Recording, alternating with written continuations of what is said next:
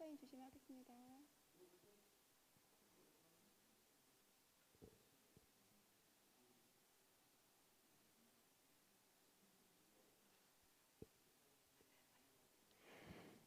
네, JBNU 기초보호 특허학문 분야 풀뿌리 연구 육성 사업 학술대회 잠시 후에 함께 하겠습니다.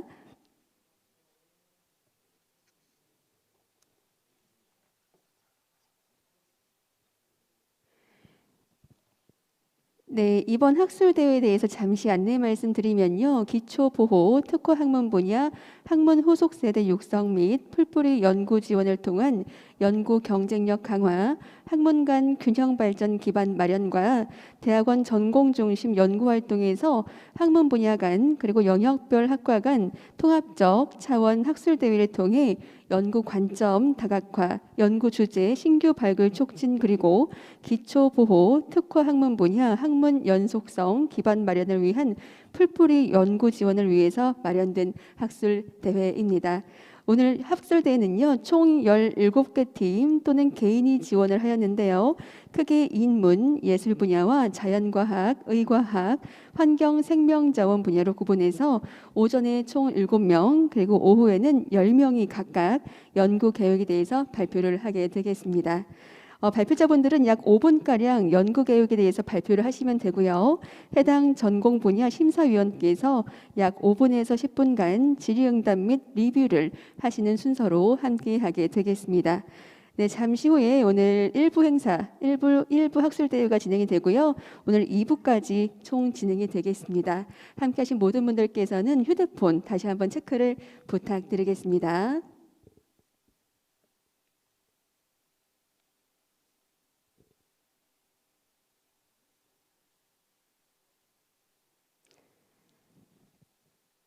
네, 잠시만 기다려 주시면 오늘 진행이 되는 대로 준비가 되는 대로 함께 하도록 하겠습니다. 다시 한번 오늘 학술대회에 대해서 설명을 드리면 총 17개 팀이 그리고 개인이 지원을 했는데요. 크게 인문 예술 분야와 자연과학, 의과학, 환경, 생명, 자원 분야로 구분해서 오전에 7명, 오후에는 10명 각각 연구 계획에 대해서 발표를 하시면 됩니다. 발표하실 때는 약 5분가량 연구 계획에 대해서 발표를 하시면 되는데요. 이 5분을 지켜주시기 바랍니다. 뒤쪽에 보시면 타이머가 보입니다. 함께 보시겠습니까? 타이머 보이시지요? 타이머 보시면 되는데요. 5분을 지켜주시고 그리고 또 질의응답 시간이 있습니다. 10분 동안 5분에서 10분 동안 담당 심사위원분들께서 질의응답 및 리뷰를 해주는 순서로 총 15분 한 분당 15분이 주어지게 됩니다. 시간이 맞춰서 함께 해주시기 바랍니다.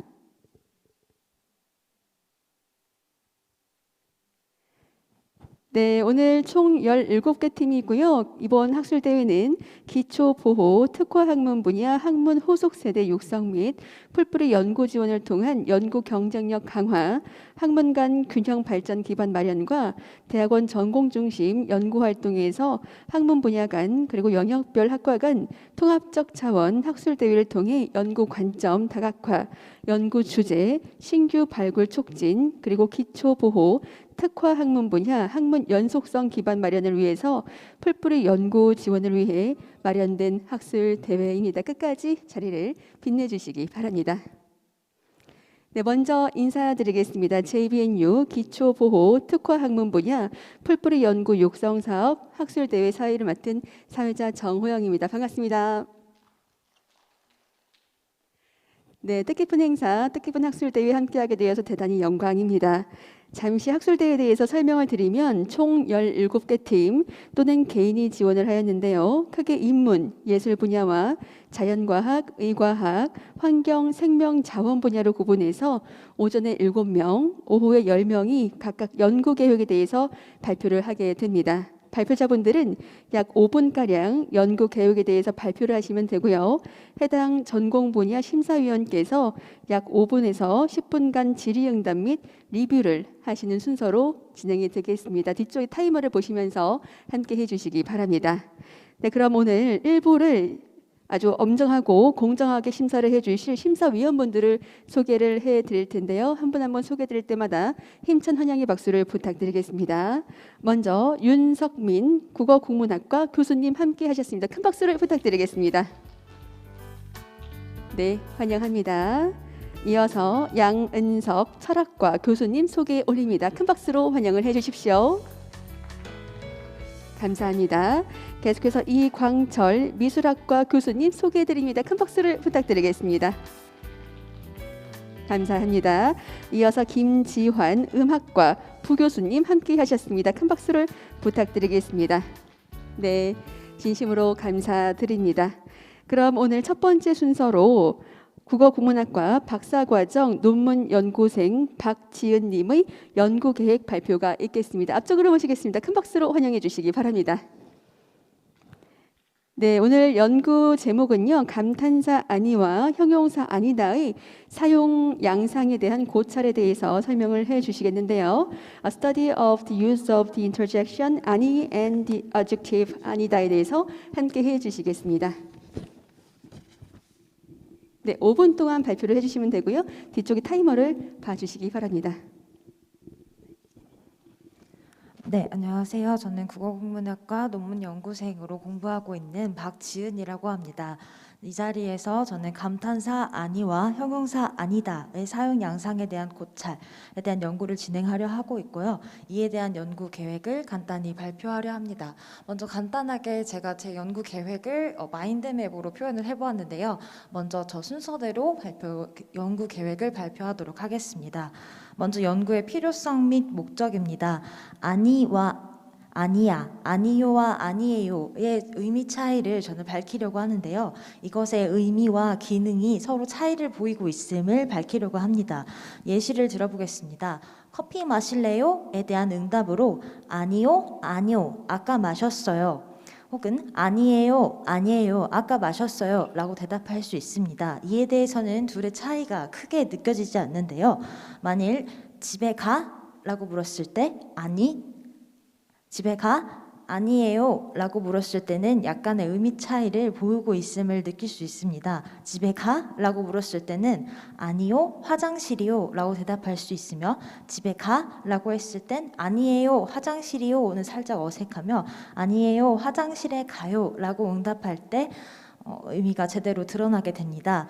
이에 대해서 저는 기반하여 이에 대해서 아니와 아니야, 아니요와 아니에요가 서로 차이가 있음을 밝히고 이의 의미 및 기능의 차이를 분석하는 것을 목적으로 두고 있습니다.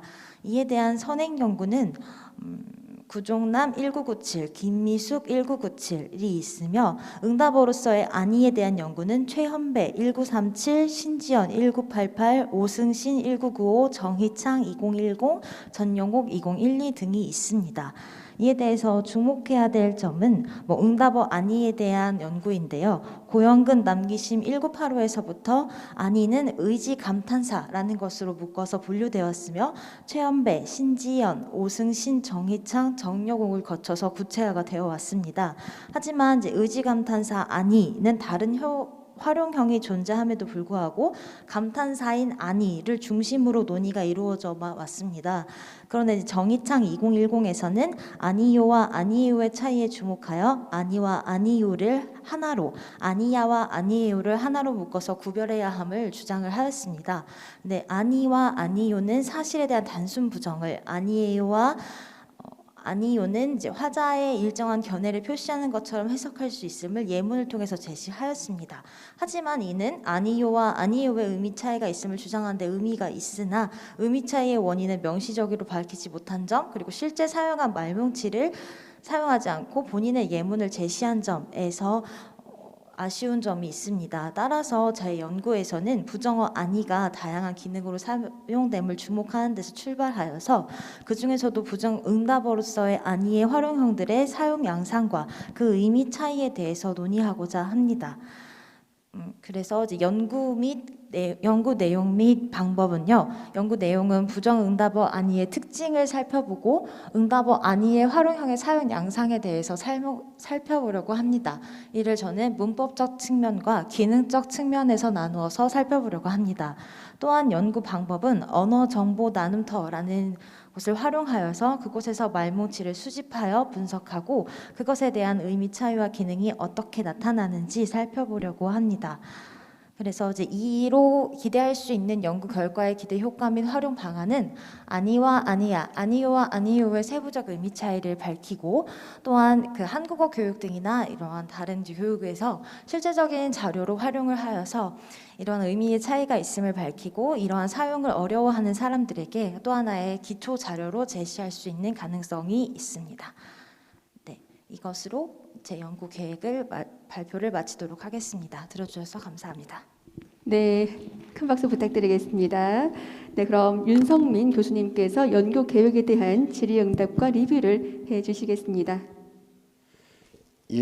수고하셨습니다. 한국어의 아니 또는 아니요 같은 부정 표현은 다른 언어와 다른 특징, 사용 양상을 보이는 점에서 한국어의 독특한 특성을 보여주는 예라고 많이 얘기되어 왔던 것이죠. 그러나 지금 본인이 지금 연구자가 주목하고 있듯이 동일한 형태를 포함하고 있지만 아니라는 동일한 형태를 포함하고 있지만 실제 활용은 아니 그 자체로 쓰거나 아니다와 같은 형용사로 쓰는 경우가 어떻게 다르고 또 실제로 아니요와 아니에요라고 하는 활용의 양상에 따른 차이가 어떤 것인지 살펴보겠다고 하는 의의는 중요하다고 생각합니다. 특히 연구자의 머릿속에서 생산된 한국어가 아니라 실제 현장에서 실제 사람들의 의사소통 과정에서 드러나는 한국어 표현을 바탕으로 말뭉치를 검색하고 그걸 분석하는 바탕으로 살펴본다는 점에서 의의가 있다고 생각합니다. 그런데 여기는 그냥 언어정보 나눔터의 말뭉치를 활용하겠다라고 아까 발표에 얘기를 했는데 언어정보 나눔터에는 다양한 말뭉치가 구축되어 있는 걸로 알고 있어요. 특히 그 중에서도 연구자가 주목하는 말뭉치는 어떤 것인지 좀 밝힐 필요가 있어요. 왜냐하면 연구자가 얘기하는 이 부정 표현은 여러 곳에서도 사용되지만 그 특징이 잘 나타나는 것은 여전히 일상적인 발화, 일상적인 대화일 것이기 때문입니다. 그래서 그걸 좀 밝혀주시고 또 하나 금방 말했듯이 이 연구에는 혹시 다른 언어에서의 부정 표현과 다른 한국어의 특성에 대해서도 연구가 진행될 예정인지 이 두 가지 점에 대해서 이야기를 들었으면 좋겠습니다. 답변해 주시죠.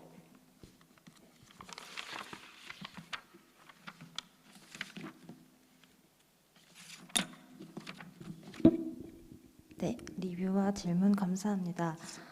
제가 사용한 말뭉치에 대해서 답변을 드리겠습니다. 네, 제가 사용할 말뭉치는 현대 구어의 말뭉치로 주로 일상 대화와 주제 대화 등의 이제 공적인 대화가 아닌 사적인 대화를 중심으로 분석할 예정입니다. 그래서 이제 말뭉치 분류는 주로 현대 구어에 녹음 전사된 것들을 사용을 할 예정이고요.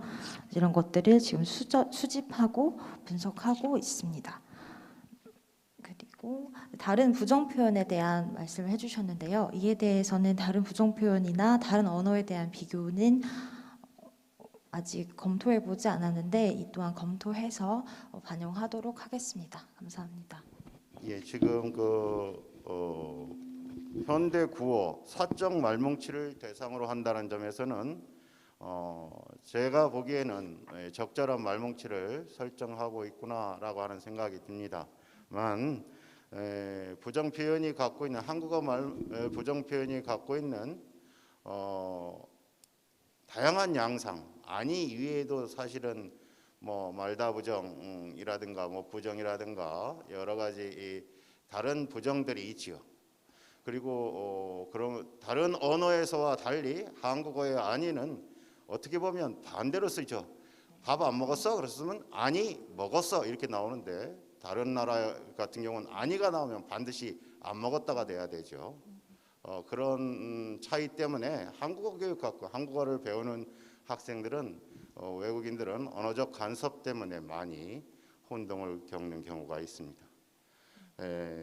그리고 한 가지 더 나아가면 한국어의 아니가 꼭 부정으로만 쓰이지 않고 긍정으로 쓰이는 경우도 있다는 점, 그런 점들도 생각을 그냥 우리가 대답할 때 꼭 부정해서 해서 하는 게 아니고 자기 자신의 미묘한 감정상의 어떤 적극적인 긍정이 아니라 적극적인 부정이나 긍정이 아닌 경우에도 사용됩니다. 그런 경우를 좀 살펴서 함께 연구한다면 좀 더 좋은 연구가 되지 않을까 싶습니다. 연구가 잘 이루어져서 정말 한국어나 한국어 자체와 한국어 교육에도 큰 도움이 되기를 기대합니다. 예, 이상입니다. 감사합니다. 네, 질문 부탁드리겠습니다.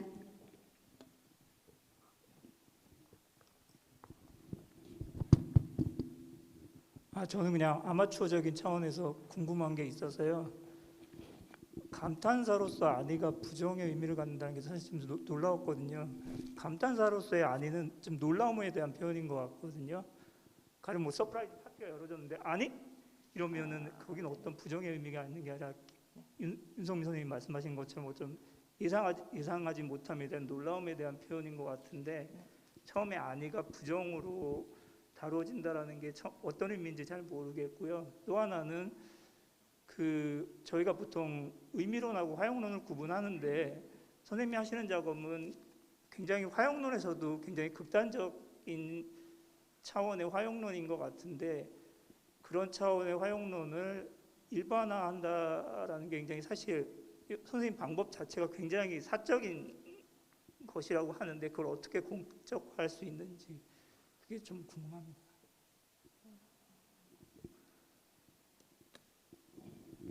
네, 그래서 이제 감탄사 아니 같은 경우에는 말씀하신 것처럼 정말 놀라움을 표현하는 대로 쓰일 수도 있는데요. 그래서 제가 여기서 주목하고 있는 그 아니, 감탄사 아니 중에서도 부정응답어로서 기능하고 있는 감탄사가 어떻게 부정응답어로 사용될 수 있는지가 좀 이상하다라는 거거든요. 네. 네, 윤성민 교수님 마이크 부탁드리겠습니다. 있습니다. 네. 한국어에서 감탄사라고 하니까 용어 자체를 감탄사라고 하니까 감탄을 나타낸다라고 많이들 오해하는데 한국어의 감탄사는 정확하게 하면 간투사죠. 간투사라고 해서 문장 내에 들어있지 않고 문장에서 벗어날 수 있는 그런 기능을 수행한다 하고 감탄은 그 중에 한 기능이고 예를 들어서 특히 연구자가 지금 주목하고 있는 것은 부정응답어이니까 부정응답어라고 한다면 상대의 질문에 대해서 대화에서 우리가 답변할 때 응, 아니, 뭐 이렇게 이야기할 때 그런 것들은 우리 한국어 언어화 분류 체계에서 문장 내에 있는 그 품사로 부사로도 보는 것이 아니고 감탄사로 봅니다. 그래서 아마 감탄사라는 용어 자체에서 그런데 아까 연구자한테 미리 말했듯이 부정응답어의 경우가 아니라 아니 그 자체에 주목한다면 선생님 질문하셨듯이 그것이 부정이 아닌 뜻으로 사용되는 경우 이런 경우에 대해서도 주목해야 될 것이고 사적 말뭉치를 사용한다는 것은 문제가 없습니다만 특히 화용론에 있어서 접근할 때는 일반화의 문제를 잘 고민해서 어떻게 그것 연구자의 성과가 다른 연구 성과, 다른 한국어의 특성하고 부딪히지 않고 기여를 하면서 왜냐하면 이것만 설명하려고 하다 보면 또 다른 문제가 발생할 수도 있어요. 그래서 부정응답 표현이라고 했지만 선생님 말씀하신 것처럼 단순히 부정응답이 아니라 부정어 표현 전반에 대해서 또 다른 언어의 표현, 기능의 특성 이런 부분들도 함께 좀 포괄적으로 생각하는 연구가 되도록 하면 더 기여가 될 거라고 생각합니다. 네. 네, 감사합니다. 네, 질문 이제 없으시지요? 이제 시간이 된 것 같아요. 마무리하도록 하겠습니다. 첫 번째 발표해 주신 박지은님에게 큰 박수를 부탁드리겠습니다. 수고 많으셨습니다. 네, 그럼 이제 두 번째 발표자를 소개를 해드릴 텐데요. 철학과 박사과정 논문 연구생인 이일권님을 큰 박수로 맞이해 주시기 바랍니다. 네, 입증과 귀납이라는 제목으로 주제로 발표를 해 주시겠습니다.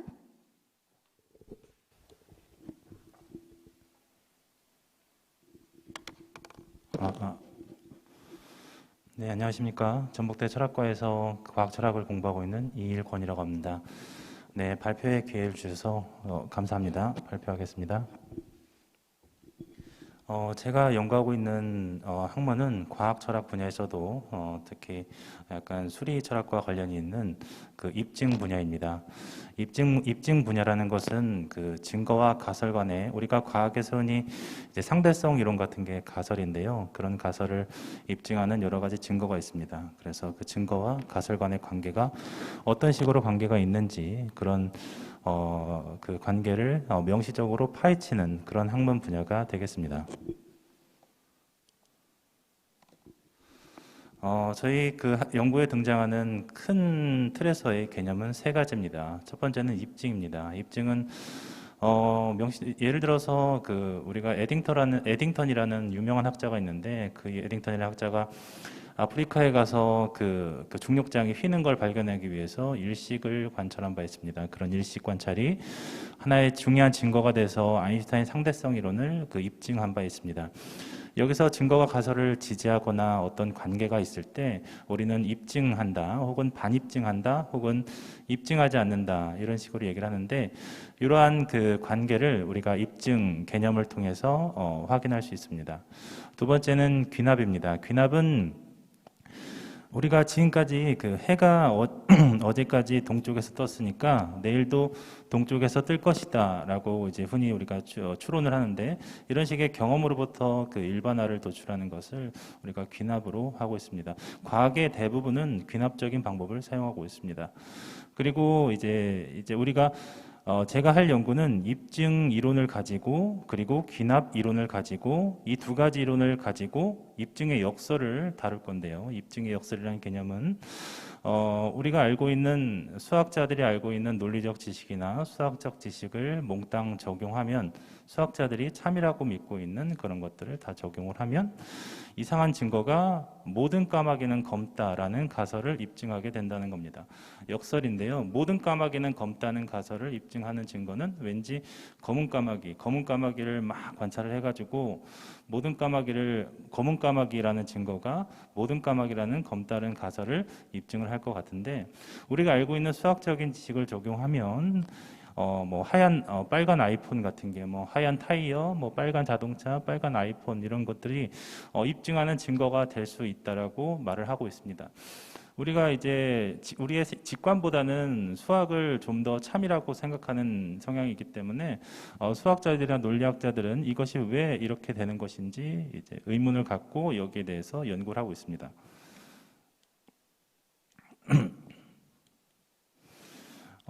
제 연구는 크게 네 가지 스텝을 갖고 있습니다. 첫 번째 스텝은 입증의 역설에 대해서 입증 이론이 분석하는 어프로치를 연구하는 겁니다.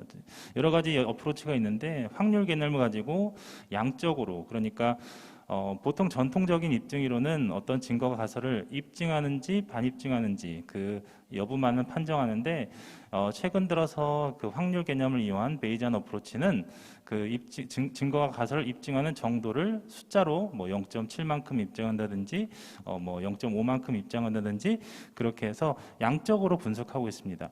베이지안 입증 이론의 크나큰 성과 중에 하나는 이 입증의 역설을 해명했다는 것인데요. 베이지안 어프로치에 따르면 빨간 아이폰이 모든 까마귀나 검다를 입증하고 정말로 입증하고 그 입증의 정도가 너무나 굉장히 미미해서 우리의 인간의 지각 능력이 그것을 인식하지 못한다라고 해명하고 있습니다. 수학적으로 이러한 1분 사실, 남았습니다. 예, 수학적으로 이러한 사실을 증명했다는 건 크나큰 성과로 이제 비춰지고 있습니다. 베이지안 어프로치는 몇 가지 가정을 하는데 그 중에 독립성 가정이라는 게 있습니다. 독립성 가정은 두 가지가 있는데 하나는 어떤 증거가 까마귀라는 정보 자체가 모든 까마귀는 검다는 가설과는 무관하다.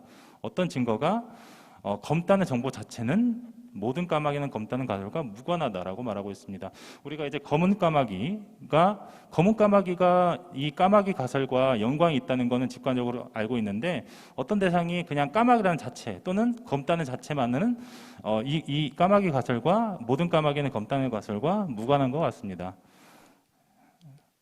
예, 그래서 여러 가지 논의가 있었고 저도 2019년에 제 논문에서 이 독립성 가정을 일부를 거부하는 어프로치를 제안한 바 있습니다. 그래서 제가 하려는 연구는 세 번째 스텝은 이 독립성 가정이 베이지안 어프로치의 문제점이라는 걸 지적하고 독립성 가정을 이용하지 않는 새로운 어프로치, 그러니까 카르낙 귀납 논리 체계가 대안이 될 수 있는지 검토하는 것이고 혹여나 더 연구가 네, 나아간다면 마무리하도록 하겠습니다. 네.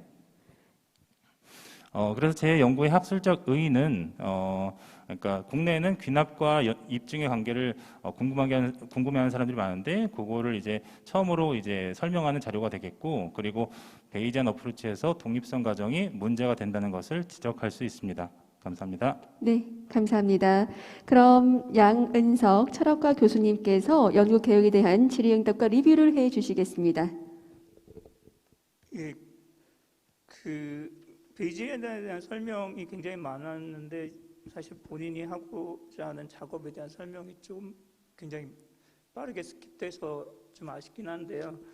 일단 의의에 대해서라고 하면은 예전에 그냥 나이브하게 귀납적인 가정에 의해서 논의가 이루어졌다면 최근에는 훨씬 더 수학적인 방식을 이용해서 정량적인 방식을 이용해서 과학철학에 접근하고자 하는 베이지안이 주를 이루고 있고 거기서 핫한 주제 중에 하나가 까마귀 역설을 해결하려고 하는 그런 것들에 대한 시도가 아주 최근에 이루어지고 있고 그러한 작업에서 더 나아가서 그러한 작업의 한계를 규명하고 그거에 대한 대안을 모색하고자 한다라는 점에서는 의의가 있어 보입니다.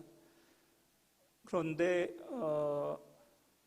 지금 정확하게 그 한계가 무엇이고 지금 본인이 지금 작업하려고 하는 카르난 마오의 귀납 논리를 정확히 어떻게 적용하고 활용했을 때 어떤 차이점이 기대되는지에 대해서는 잘 설명이 나와 있지 않아서 그 부분이 정확히 해명이 되어야 이 작업이 얼마만큼 의의가 있는지가 판정될 수 있을 것 같습니다. 그거에 대한 설명이 좀 필요해 보입니다.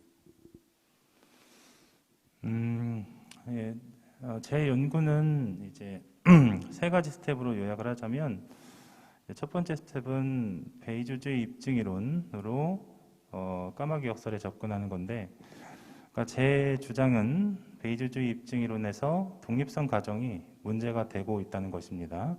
그래서 두 번째 스텝에서 카르낙 귀납 논리를 통해서 카르낙 귀납 논리의 독립성 가정을 이용하지 않는 어프로치고 카르낙 귀납 논리를 통해서 까마귀 역설에 접근하는 것인데 그건 최근 제가 지금 공부를 하고 있는데 그 결과 독립성 가정을 이용하지 않고 까마귀 역설을 어느 정도 해명할 수 있는 결과가 나옵니다. 카르난 마허의 연구 결과에 의하면. 하지만 거기에도 문제점이 존재한다는 걸 발견했습니다. 그 문제점은 이제 검은 까마귀라는 증거가 이 까마귀 가설을 입증하는 정도와 그리고 이제 빨간 아이폰이 이 까마귀 가설을 입증하는 정도가 같다라는 이제 귀결입니다. 카르납 논리 체계에서는 이 증거들 간에 그러니까 어떤 가설을 반증하는 증거를 제외한 모든 증거는 그 가설을 입증하는 정도가 다 동일하다고 나옵니다. 저는 그것이 이제 현재로서는 카르납 귀납 논리 체계가 갖고 있는 문제점이라고 생각을 하고, 그러니까 베이지안 어프로치에서는 독립성 가지기 문제점이고 카르납피안에서는 입증의 정도가 모든 증거에서 똑같다라는 것이 문제점이에요. 그래서 그 두 개의 문제점을 이제 보완한 새로운 그 제3의 대안이 그 윌리엄슨의 2017년부터 이루어지고 있는 윌리엄슨의 작업이 될 수 있을 거라고 일단 기대하고 있습니다. 윌리엄슨의 작업에서는 그 수학적인 작업이지만 엔트로피 개념을 이용해서 자신만의 어프로치를 제안하는데, 그 어프로치에서는 어떤 가정도 이런저런 가정도 이용하지 않고, 그리고 이제 증거들 간의 입증의 정도를 다르게 도출해내고 있는 것처럼 보입니다.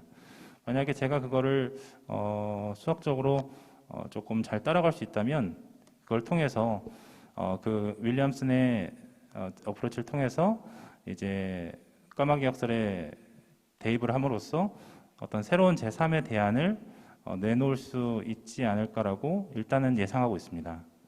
그렇게 긍정적으로 기대하고 있습니다. 예. 제가 그러면 이렇게 이해하면 일단 되는 건가요? 그러니까 카르납 귀납 논리의 가장 큰 장점은 독립성 가정을 받아들이지 않는다라는 거고, 그 점에서 베이주의와 차이점이 있다라는 거고 그것이 카르납 귀납 논리를 추가해서 연구하게 된 가장 모티베이션이다라고 일단 이해하면 되는 건가요?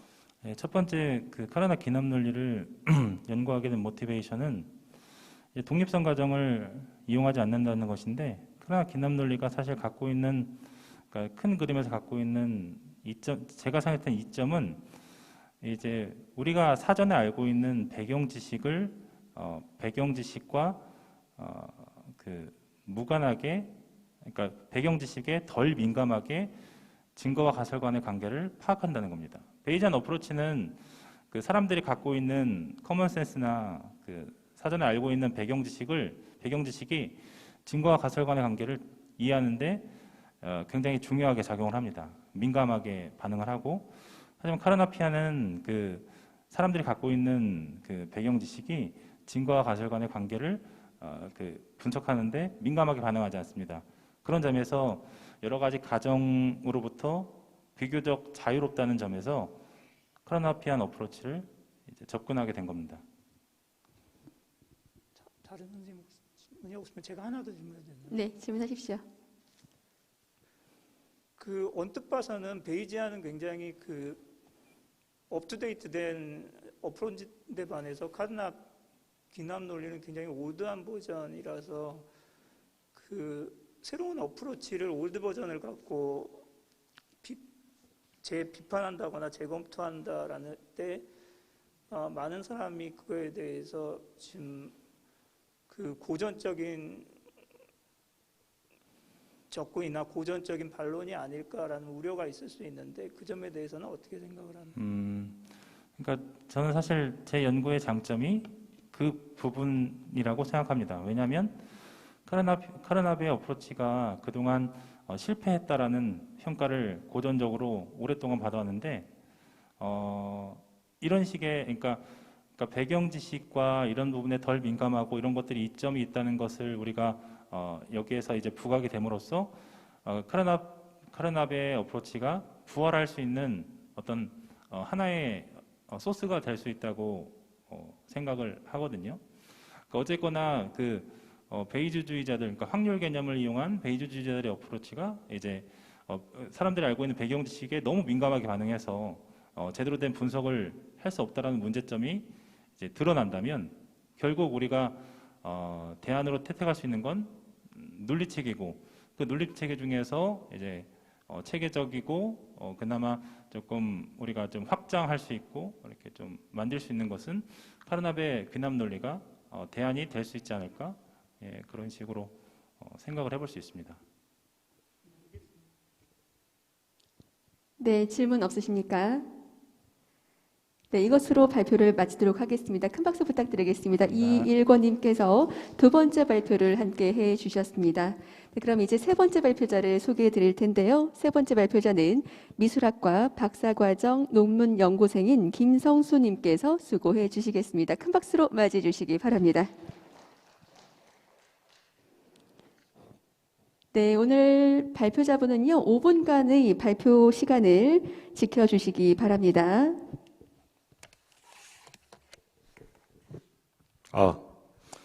안녕하세요. 현재 전주에서 조각가로 활동하고 있는 김성수라고 합니다. 현재 전북대학교에서는 논문연구생 자격으로 신화와 가상의 세계로 구축된 조각의 내러티브 연구를 진행하고 있습니다. 발표를 시작하겠습니다. 5분이라는 시간이 길지 않기 때문에 제가 계획했던 연구 계획에 대한 핵심적인 부분만 간추려서 설명을 드리도록 하겠습니다. 저는 작가의 성장 과정과 그 안에 내재된 내러티브를 통해 세계의 탄생과 그로 인해 발생되는 에피소드를 다양한 매체로 표현하는 연구를 진행하고 있습니다. 현재까지 구성된 이야기 구조와 등장인물을 조합하여 시나리오 작업과 함께 단편으로 이루어진 작품과 함께 거대한 하나의 이야기로 연결되는 구조를 제작하고 있습니다. 이야기의 전체적인 내용은 연구자가 겪어온 유년기, 소년기, 성인기에 따른 시간의 흐름에서 여과된 이미지들과 가상의 이야기이며 사실과 허구가 뒤섞인 연구자의 자전적인 내용을 담은 이야기입니다. 이 내용을 바탕으로 올해 계획 중인 전시회를 개최할 예정이며 이번 연구 사업을 통해 지속적으로 탐구하고 있는 주제를 현실화시키고자 합니다.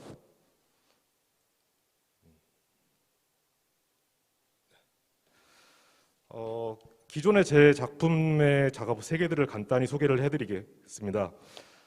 저는 2009년부터 16년까지 나의 유년기라는 큰 주제 아래 동물, 동화, 놀이공원, 디오라마의 컨셉으로 연구자의 유년기의 시각적, 정서적으로 영향을 받았던 다양한 소재들을 사용하여 작품을 제작해 왔습니다.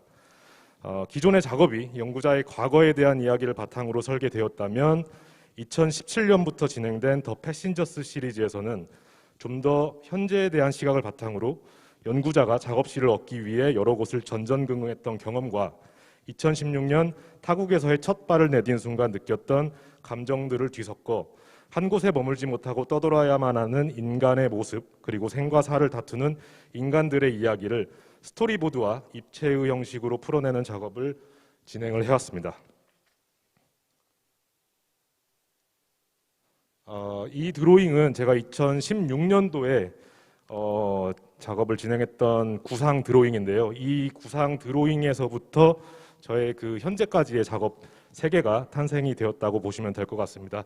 이 드로잉은 제가 2016년에 흔히 알고 계시는 낭만주의화가 제리코의 메두사호의 뗏목이라는 작품을 보고 영감을 받아서 현대판의 메두사호의 뗏목의 컨셉으로 작업을 진행을 했고요. 지금 현재 드로잉에서는 각각의 정체성이 드러나 있지 않지만 이 작업을 계속 발전을 시켜서 각각의 아이덴티티를 부여하고 각각의 캐릭터들의 어떤 성장 배경이라든지 색깔이라든지 이런 것들을 만들어 나가면서 하나의 이야기를 만드는 내러티브 작업을 진행을 해오고 있습니다. 이 캐릭터는 일종의 작가의 아바타의 개념으로 작업에 들어가는 그런 캐릭터고요. 네. 그래서 기존의 작업에 이어서 이번에 제가 준비 중인 전시회의 큰 주제를 말씀드리면은 각각의 등장인물들을 소개하는 작업을 2016년부터 차례차례 해왔습니다. 근데 이제 이번 제 5월에 발표할 작품에서는 그 등장인물 중에 페이퍼보이즈라는 캐릭터들에 집중적으로 연구를 해서 전시를 통해 선보일 예정인데요. 기존의 제 작업 같은 경우에는 어떤 조형의 완결성을 표현하려는 그런 경향이 강했었기 때문에 지금 이야기상으로는 지금 페이퍼보이즈들의 어떤 굴절된 모습으로서의 형태, 그리고 조금 실험적인 조형 언어로 구성을 하고자 계획을 하고 있습니다. 1분 남았습니다. 그래서 조금 구상 드로잉들을 좀 보여드리겠습니다. 지금 페이퍼보이즈 지금 움직임이 강조되는 어떤 조형의 원리를 최대한 극대화시켜서 작업을 진행을 해볼 생각이고요. 어떤 전시장의 컨셉은 큰 인쇄소라든지 그런 출판사의 컨셉을 잡아서 그 전시장 안에서 어떤 이야기들이 발생되고 그 안에서 어떤 그런 창작물들이 나오는지 그런 거에 대한 초점을 맞춰서 작업을 진행할 예정이고요. 이런 조형 형태를 가지고 작업을 진행을 할 예정입니다. 지금 아직 구상 단계이고요. 전시장 공간 구성 계획을 말씀드리면은 지금 총 6점의 작품을 이런 구성으로 작업을 진행할 계획입니다. 이상입니다. 네, 감사합니다. 네, 그럼 네, 이광철 미술학과 교수님께서 질의응답과 리뷰를 해 주시겠습니다. 예, 그 참고 이미지 혹시 또 있나요? 참고 이미지, 작품 이미지가 또 있나요? 예, 그뭐 오신 분들 한번 보여주시면 좋겠는데. 5분이란 시간이 짧을 것 같아서 질의응답 시간에 보여드리려고 준비를 했습니다. 그래서 기존의 작업은 이제 금속을 이미지만 빨리 보여주시는 걸로 하시죠.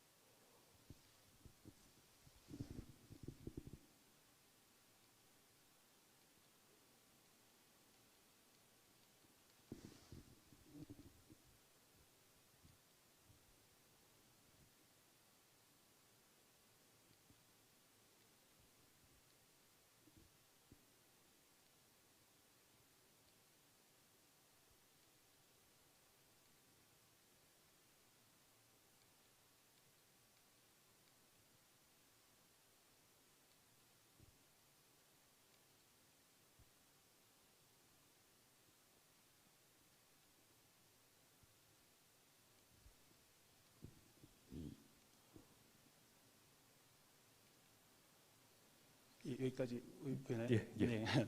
뭐 제 시간도 좀 벌어볼까 해서 유의 부정했습니다. 이거 평소에 이제 거대한 작업들을 해서 또 이거 이제 계획 보고 아이고 이것도 어떻게 하나 이런 생각 드는데요. 제가 질문하고 싶은 거는 평소에 좀 가지고 있었던 질문이에요.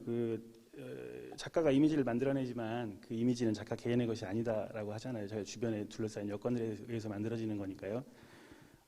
근데 이제 지금은 이제 거대 담론보다는 개인의 사유를 담아내는 작업을 많이 하는데 그것은 작은 커뮤니티 안에서 자기가 대표성과 상징성을 가지기 때문이라고 생각을 해요. 그렇기 때문에 개인의 이야기들이 인정이 되는 거고요.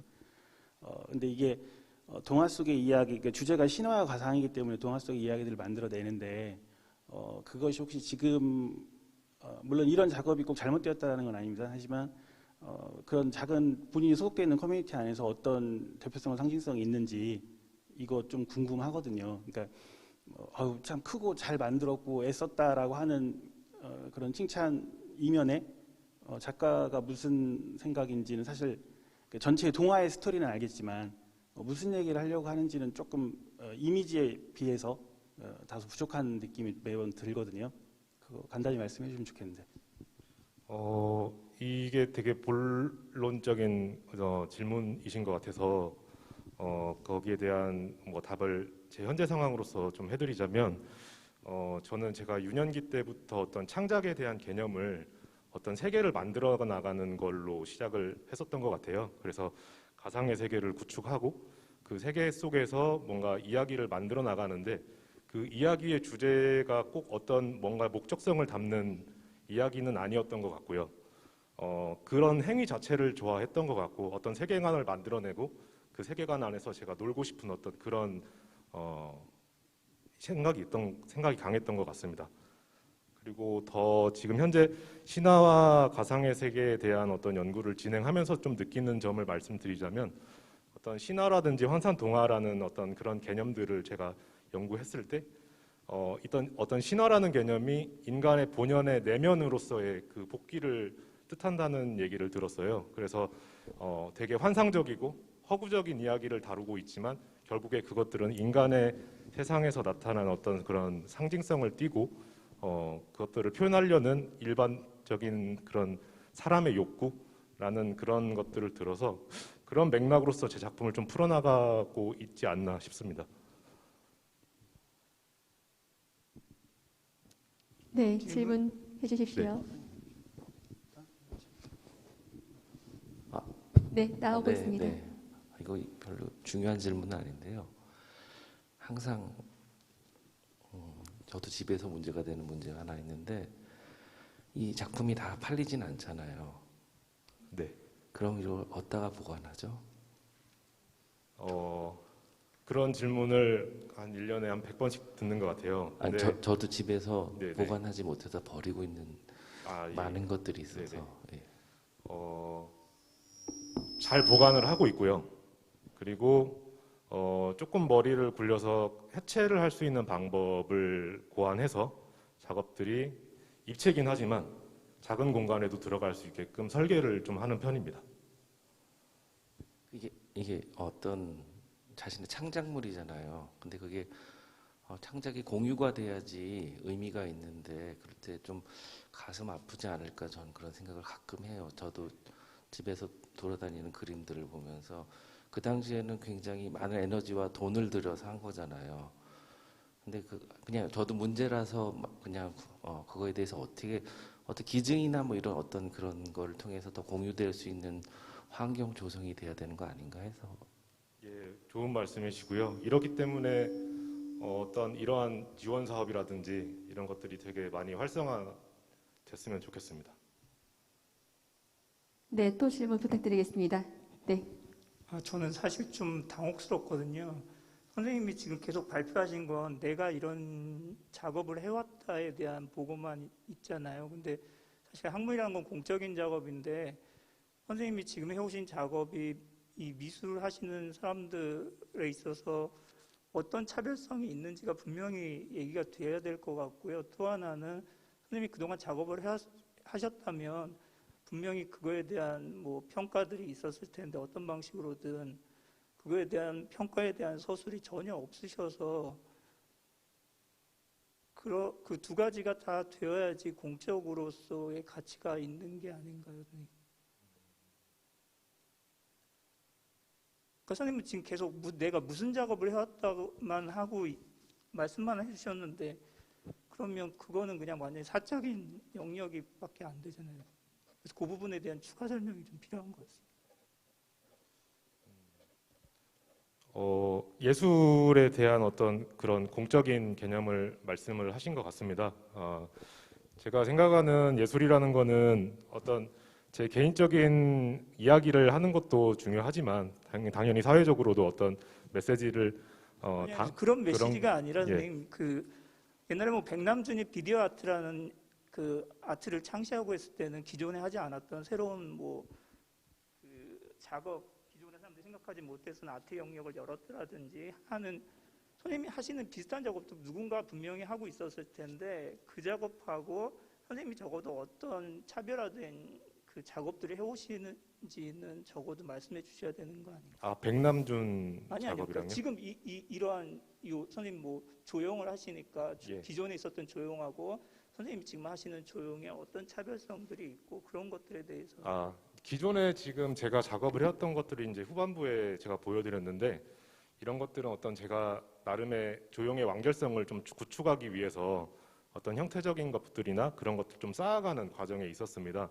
근데 이번에 제가 발표한 연구 계획에서는 그런 개인적인 얘기가 아니라 예. 기존에 사람들이 해왔던 조형의 작업들이 있는데, 선생님이 지금 하시는 조형의 작업은 그들하고 그냥 쫓아가는 건지 아니면 그들하고 차별화된 어떤 조형의 특색이 있는 건지, 그런 얘기를 좀 듣고 싶어요.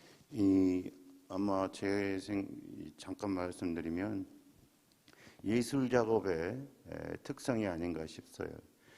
예술 영역의 연구들이 주로 자기 자신의 내적 표현을 다양한 방법으로 드러내는 거기에 초점을 두고 그것의 창작에 초점을 두는 것이어서 또 다른 영역의 그런 학문적인 성격과 좀 다를 수도 있겠다 그런 생각이 듭니다.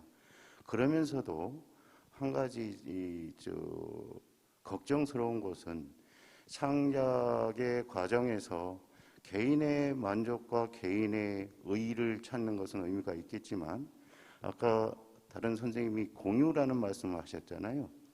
저는 공유는 다 끝난 다음에 공유도 중요하지만 작가의 창작의 열의 속에 하나는 그것을 감상하는 말하자면 감상자, 그걸 보는 사람들과의 공유도 분명히 한 부분 포함되어 있어야 할 것이다 라는 생각에서 선생님께서 설명을 쭉 해주시니까 이것이 어떤 차원에서 만들어졌고 어떤 차원에서 작품화가 되었다는 건 알겠는데 그러한 과정에 설명이 없이 전시장에는 그냥 단순히 작품만 있을 테니까 선생님께서는 그런 선생님이 느꼈던 그걸 알아야 감상자들도 제대로 감상하고 제대로 느끼고 창작자의 열의를 인정할 수 있을 텐데 그런 부분은 어떻게 이 작품 또는 전시 공간이 있으니까 또 전시에 여러 가지 도움들이 있을 테니까 이런 것들을 어떻게 이 시리즈가 이렇게 되었고 지금은 이런 것이다라는 걸 어떻게 설명하실 것인지 그 부분도 조금 얘기해 주시면 좋겠습니다. 네, 간단하게 빨리 답변 부탁드리겠습니다. 다시 한번 여쭤봐도 될까요? 제 말은 선생님이 여기서 발표하신 이 많은 내용들을 이 감상자들이 딱 보고 직관으로 알기는 어려운 텐데 그런 그 내레이션을 어떻게 감상자들이 이해할 수 있도록 도움을 줄 수 있는지 아니면 알든 모르든 상관없다라는 건 너무 무책임한 창작자의 그 열정 아닐까 싶은 생각이 아니, 들었습니다. 어느 정도 예술가로서 소통에 대한 중요성을 가장 뼈저리게 느끼고 있고요. 전시라는 공간이 결국에 관람자가 예술가가 만나는 어떤 소통의 창구가 될 수 있다고 생각을 하기 때문에 어떤 이번 연구를 통해서 만약에 사람들 만나게 되면 제 작품을 저는 웬만하면 친절하게 설명을 해드리는 편입니다. 그리고 그것들을 친절하게 설명하기 위한 장치로서 제가 아까 말씀드렸던 스토리보드라는 형식도 차용을 했던 것이고요. 그래서 그런 부분에 있어서도 항상 예술가가 생각하면서 접근하도록 노력을 하겠습니다. 네, 답변 감사드립니다. 예. 세 번째 발표 김성수님께서 수고해 주셨습니다. 큰 박수로 부탁드리겠습니다. 수고 많으셨습니다. 네, 그럼 이제 네 번째 발표자를 소개해 드릴 텐데요. 네 번째 발표자는 미술학과 통합과정생 김연경님께서 수고해 주시겠습니다. 큰 박수로 맞이해 주십시오.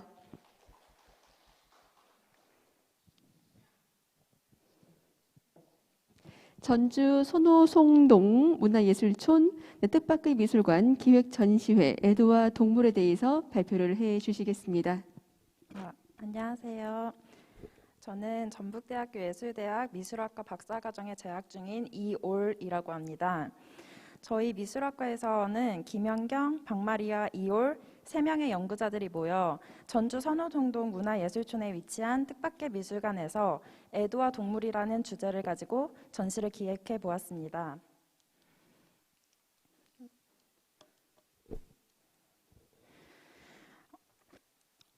목차는 이렇게 진행을 해드릴 거고요. 연구의 필요성 및 목적을 살펴보면 첫 번째, 향상된 삶의 질에 따른 소비자의 문화향유 욕구 증가입니다. 현대사회에서는 문화예술 향유의 필요성에 대한 인식이 제고됨에 따라 시민의 문화예술 향유가 확대되어지고 있습니다. 이렇듯 우리의 삶에 문화예술이 이제는 필수 불가결한 요소가 되었습니다. 이러한 삶 속에서 우리는 지역 문화의 중요성을 강조해야 하고 지역 미술 전시의 중요성을 인식해야 합니다. 문화 향유가 수도권에 과열되어지고 지방에서 좋은 전시를 향유할 수 없다는 인식이 있으실 겁니다. 코로나 팬데믹 이후 우리는 먼 곳을 찾아가기보다는 주변을 더 둘러보게 되는 자연스러운 사회 현상에 익숙해지고 있습니다. 이 시점에서 지역에 관심을 갖고 중요성을 인식해야 하며 지역의 단단한 문화를 만들어가야 합니다. 그런 의미에서 미술학과 연구자들은 전주의 문화예술 그리고 인권이 함께 어우러지는 전주의 성매매 직결지였던 서노송동에서 지역민들에게 문화예술 향유의 기회를 제공하고자 합니다.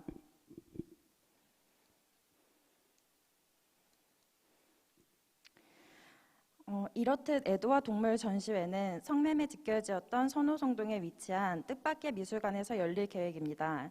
전주에서 가장 문화적으로 소외된 지역인 동시에 과거 먼 곳에서 전주에 방문한 사람들이 머무는 공간이었던 선호송동은 전주의 문화와 예술 그리고 인권이 함께 어우러져 있는 다양한 색을 가진 곳입니다.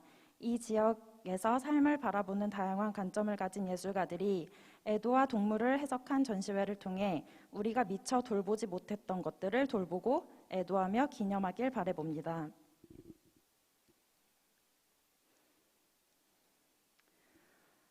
전시 일정은 2월 8일부터 2월 26일까지 총 20일간 진행되며 2월 27일 전시회가 마감되는 전시 일정을 가지고 있습니다. 참여 작가를 소개해 드리려고 합니다. 김연경 작가이고요. 이 작가는 블랙독이라는 주제로 인간과 반려견의 관계를 탐구하며 인간의 모습과 미술에서의 차용에 대한 의미를 연구하여 작품으로 드러내고자 합니다. 반려견과 주인의 상하 수직적인 구조 안에서 돌봄에 대해 다시금 생각해 볼 수 있는 기회를 제공하고자 합니다. 다음 작가는 박마리아 작가입니다.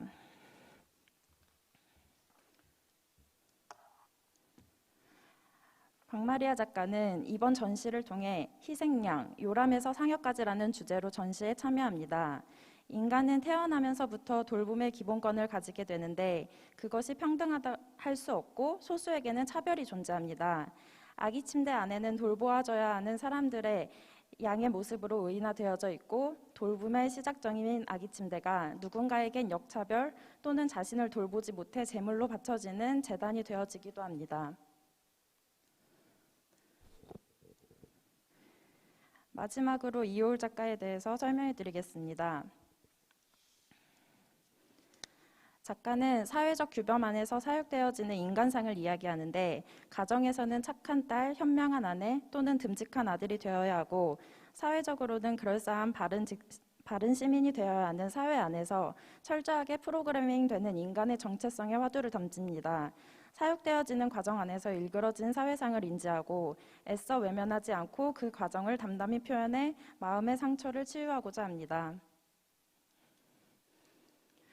저희 세 작가는 뜻밖의 미술관, 라운드 형태의 미술관으로 세 작가의 작품을 고려해 위의 그림처럼 공간이 구성될 예정입니다. 기대 효과로는 지역 미술 전시회 관람은 창의적 사고, 심리적 안정, 성취 욕구와 상관관계를 가집니다. 오늘날 같이 점차 다변화되고 복잡되는 현대사회의 환경 속에서 미술활동으로 대변되는 문화의 예술 경험은 지역 인재들을 육성하기 위한 원천적인 동력 요소로 작용하고 있습니다. 따라서 애도와 동물 전시회는 작가와의 대화를 통하여 관람자의 미술활동 경험을 단순 관람에서 끝나는 것이 아닌 자신의 삶과 연결할 수 있을 것입니다. 또한 전주 한옥마을과 근접한 곳에 자리하고 선호송 문화예술촌의 문화관광지를 확대하여 전주시가 문화예술 도시로 더욱 자리매김할 수 있는 기반을 다질 수 있습니다. 지역 미술의 한계를 극복하고 지역 미술 전시의 새로운 실험을 기대할 수 있다고 생각합니다. 네, 지금까지 동물과 애도 전시 기획을 경청해 주셔서 감사합니다. 네, 수고하셨습니다. 이광철 미술학과 교수님께서 질의응답과 리뷰를 해주시겠습니다. 예, 짧게 진행하겠습니다. 앞쪽에 지금 각자 만들어진 이미지는 보여주실 게 없는 건가요? 이 전시를 위해서 만들어진 이미지. 지금 이 전시를 위해서 만들어진 그림은 이 셋 중에 박마리아 작가 작품의 판화 작업이 있고요. 김연경 작가, 이효울 작가의 작업은 지금 진행 중에 있고 저희가 보여드린 이미지에서 조금 더 주제에 맞춘 동물과 애도라는 주제에 맞춘 이미지를 지금 작업 중에 있습니다. 제가 이제 자꾸 이미지를 보자고 하는 것이 여기 계신 분들도 그 이미지 완성된 이미지를 보셔야 이 기획이 맞는 건지 준비가 된 건지를 확인하실 수 있어서 자꾸 보자고 말씀드리는 거고요. 앞쪽에 이제 선호성동 그 선미촌이라고 하는 부분에 대해서 되게 길게 이야기를 했어요. 근데 미술이 과거에 장소 특정적인 사이트에서 그 함의를 읽는 플레이스로 변화 뭐 이런 얘기들 하잖아요. 설치미술 이후에. 이 전시 이게 말로만 설명이 돼야 되는 거여가지고 뭐 발표자가 그렇다고 얘기하면 뭐 검증할 수가 없는데 그런 장소가 가진 함의 이런 거에 대한 어떤 내용이 있나요? 네, 저희가 사실 이 전시를 기획하면서 가장 중요하게 생각했던 게 장소성이었습니다. 이제 저희가 돌봄과 애도라는 주요 키워드를 가지고 이 전시를 기획했는데요.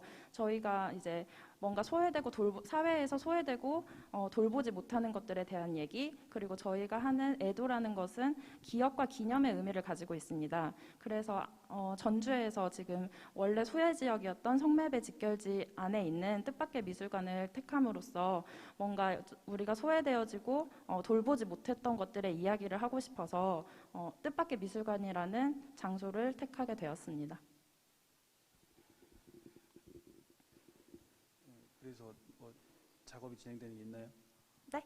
그거에 맞추어서 작업이 진행되는 게 있나요? 왜냐하면 이 애도와 동물이라고 하는 게 뭐 굳이 감출 필요가 없죠. 제가 이전에 뭐 네. 이 대해 설명을 들은 적이 있고, 네. 근데 동물이라고 하는 게 그냥 그림을 그린다라고 하는 개념에서 과거에 동물을 그렸고, 네. 그 동물이 자연스럽게 인간으로 변화했고, 지금 뭐 하나의 생명으로서 인간과 동물이 다르지 않다라고 하는 뭐 그런 얘기들로 연결이 되는데, 네. 그게 이 장소하고 꼭 이 전시장이어야 되는 뭐 그런 특징은 없는 것 같아서 질문을 드린 거였어요.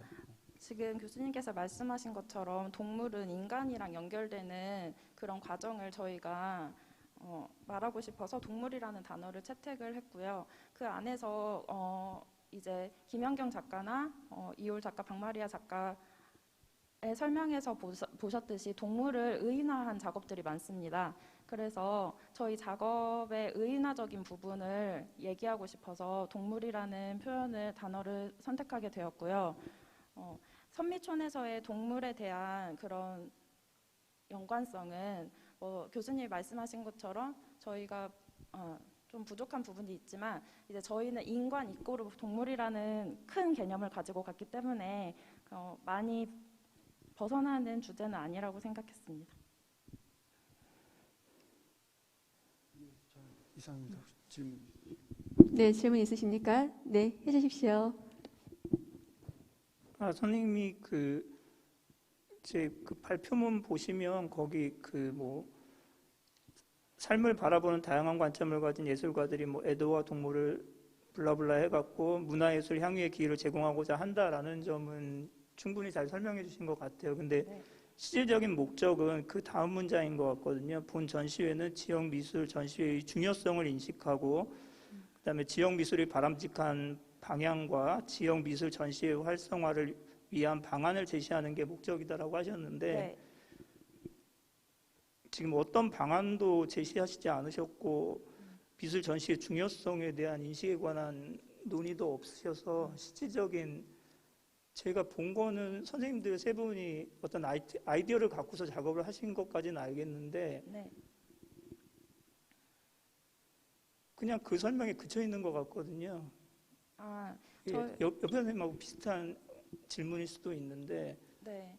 이게 사실 선생님이 말씀하신 그 목적이나 의의하고 확장될 수 있는 건지 그냥 어떻게 보면 그냥 개인적인 작업을 나는 거기서 문화 활동이 많이 이루어지고 있는 거 저도 알고 있어요. 저도 거기 그 공연도 갔다 오고 그랬어갖고 네. 거기서 작업이 많이 이루어지는 건 알고 있는데 거기서 공연 한번 했다고 해서 그게 그런 건 아닌 것 같고 조금 더 그 부분에 대한 설명이 필요하지 않을까 싶어요. 이제 저희가 그 선호성동 그 선미촌에 대해서 말씀을 해드리자면 이 전시에 단발적으로 끝나는 것이 아니라 그 지역과 작년부터 굉장히 많은 소통을 해왔습니다. 그 지역의 예술촌으로 만들어지는 팀들과도 소통을 많이 하고 이제 거기에서 원래 사시던 원주민분들 그리고 그 손오송도에 지금도 거주하시고 있는 지역 주민들과도 많은 소통을 하고 많은 이야기를 많이 나눴어요. 그래서 그런 저희들의 데이터베이스로 이 전시 기획을 준비했던 거고 그 안에서 저는 이런 예술가들과 지역민들의 소통이 지역 미술을 단단하게 만들어가는 것이 아닌가라고 생각하고 있습니다. 네, 마이크로 부탁드리겠습니다. 개인적인 소통에 관한 얘기가 아니라 조금 더 그 구체적인 프로그램이 어떻게 되고 그 구체적인 방안이 무엇이고 이런 플랜이 사실 듣고 싶은 거잖아요. 우리가 가서 사람들을 많이 만나고 많이 소통해 왔다라는 건 그냥 굉장히 사적인 표현에 불과한 거고. 네. 저희 같은 경우는 그렇기 때문에 이 전시를 개최함으로써 작가의 대화를 진행하고 있습니다. 그래서 그 작가의 대화를 통해서 지역민들 그리고 관람객들이 다 같이 모여서 이런 애도와 동물에 관한 뭔가의 주제의식을 가지고 소통을 하고 있고 그 소통 안에서 개인들이 뭔가에 조그마한 마음을 움직인다면 저는 그것들이 모여서 하나의 큰 지역 그리고 사회가 바뀔 수 있다고 생각합니다. 아까 말씀하시는 것처럼 뭔가 미술에 대한 구체적인 방안 그리고 연구 뭔가 그런 것들을 아까 작가님 전에도 질문을 하셨는데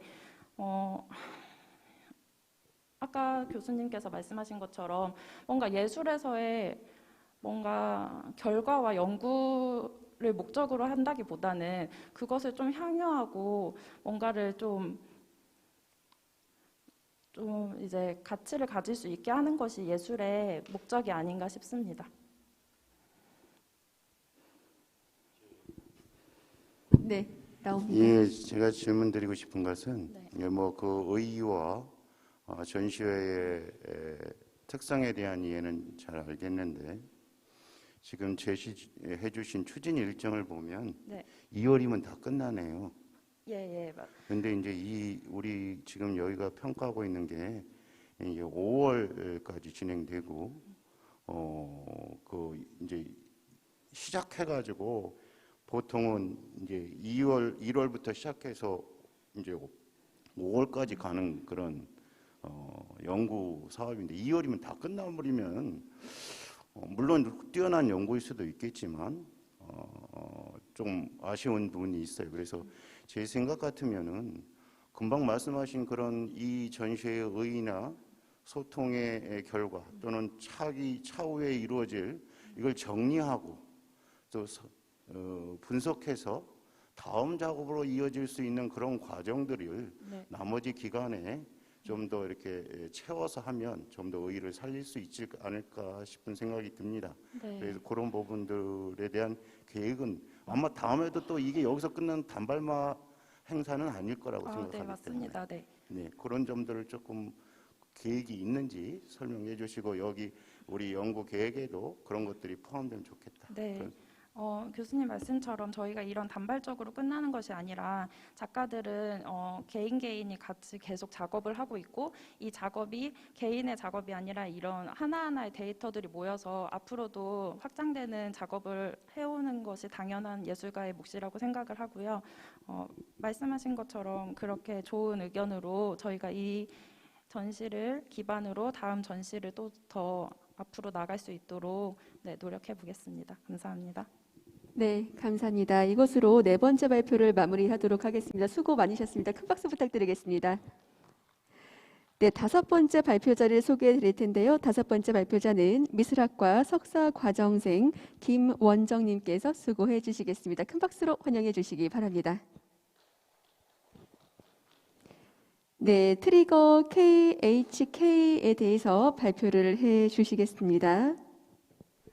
5분가량의 연구 계획에 대해서 발표를 부탁드리고 5분에서 10분간 질의응답을 받도록 하겠습니다.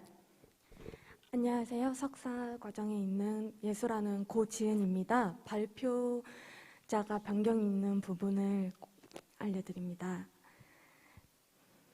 자, 저희 KHK 그룹은 지역 청년 작가들의 예술 활동의 지속성을 위한 전시 그룹을 도모하였으며, 저희 KHK 그룹은 조각 작품과 미디어 아트를 결합하여 새로운 공공미술에 선보이고자 하며, 앞서 제시한 예술 작품은 다양한 관람객들과 소통을 위한 장치로 영상을 제작을 하였는데요.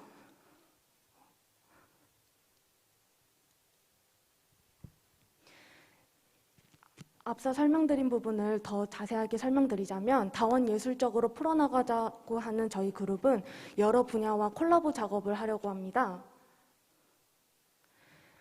우선 저희 아트그룹의 코지은, 한강, 김원정 이 그룹이 되어 있고요. 저희 트리거라는 주제를 가지고 작품을 진행하는데요. 촉매제, 영향력을 주제로 하여 복합적인 형태의 작품으로 표현하고자 합니다. 일단은 저희 조소전공의 특색을 살려서 조각 형태로 드러내는데요. 그 조각 형태는 총의 형상을 띠고 있습니다. 그 총의 형상은 저희에게 폭발적인 그런 시도를 드러내는 데 촉매제 역할을 하고요. 스코프 렌즈 부분에 영사기를 넣어서 영상을 방출을 합니다. 그 영상에는 무용을 하는 예술인을 섭외를 하여 좀 더 강렬한 안무와 사운드로 관람객의 이목을 집중시키고자 합니다. 우선 저희가 기존의 추진 일정보다 좀 빠르게 진행을 하고 있습니다. 도면 캐드 작업을 하고 있고요.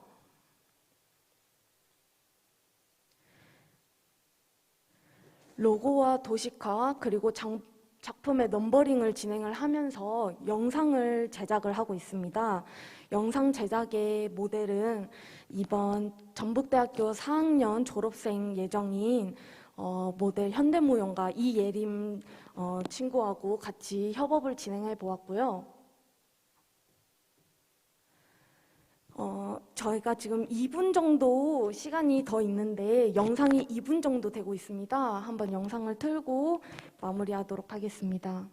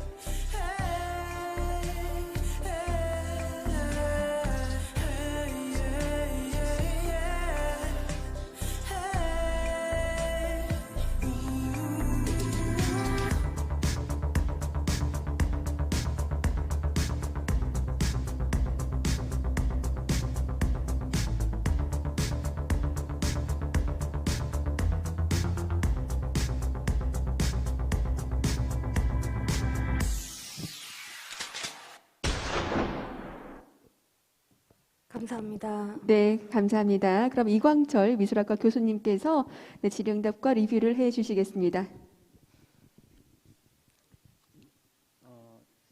예, 이거 이제 서류 낼 때 이렇게 크게 행사가 진행될지 잘 몰랐죠.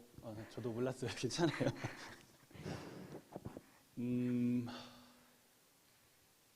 이게, 저도 이 지역에서 한 10여 년 작업하고 뭐 이렇게 가르치고 있지만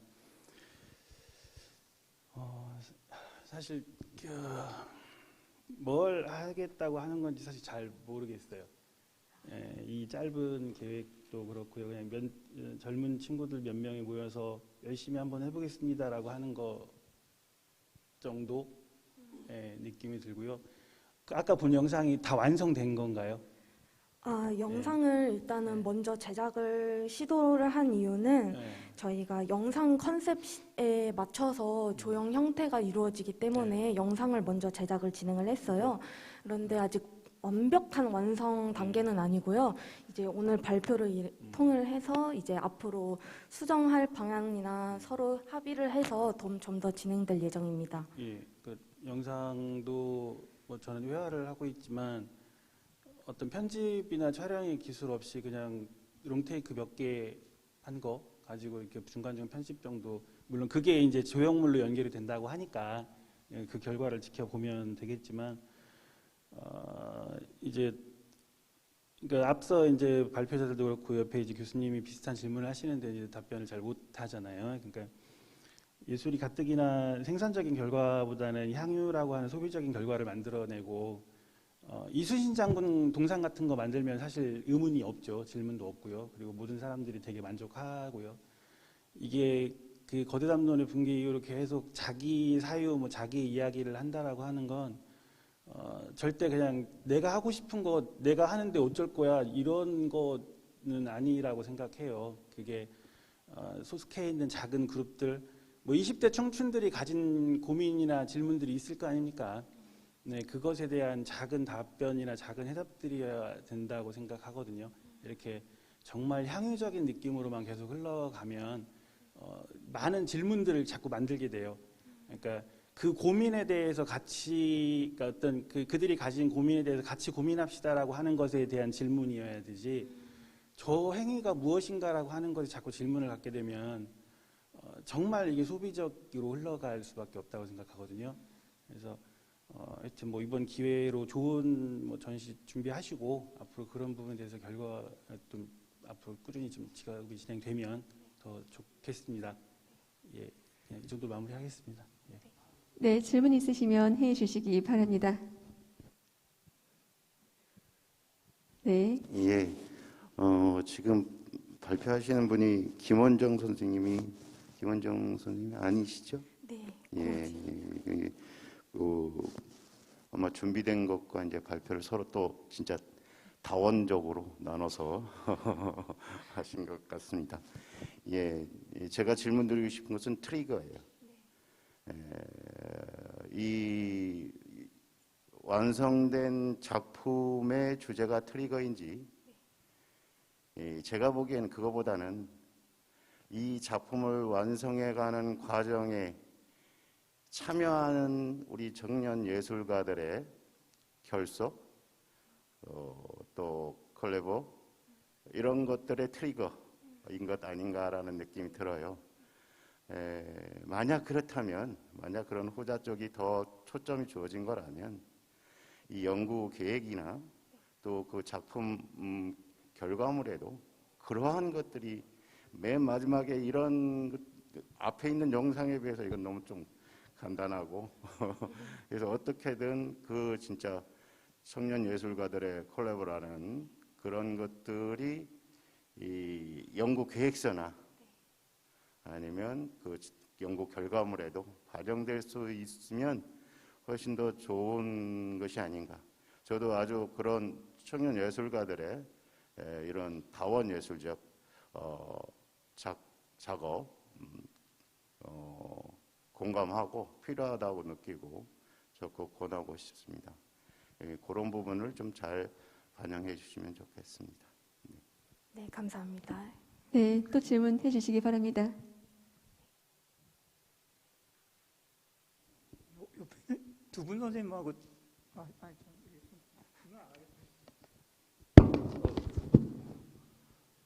그래서 조형을 하실 거죠? 저희가 조소 전공으로 예, 예. 이루어져 있으나 조형 형태를 만들면서도 다른 장르를 콜라보를 같이 진행을 합니다. 아니 그러니까 네. 이제 조형 뭘 만드실 거죠? 네, 총회 형상을 만듭니다. 아, 총회 형상이요. 아, 네. 뭘 만드는지 몰라서요, 제가 지금 여기서. 네, 알겠습니다. 네, 질문해 주시기 바랍니다. 없으십니까? 네, 이것으로 발표를 마무리하도록 하겠습니다. 5번째 발표자까지 함께 했습니다. 큰 박수 부탁드리겠습니다. 수고 많으셨습니다. 네, 이제 6번째 발표자를 소개를 해드릴 텐데요. 미술학과 석사 과정생 이나눔께서 함께 해주시겠습니다. 큰 박수로 맞이해 주시기 바랍니다. 네, 편한 나무에 대해서 함께 발표를 해주시겠습니다.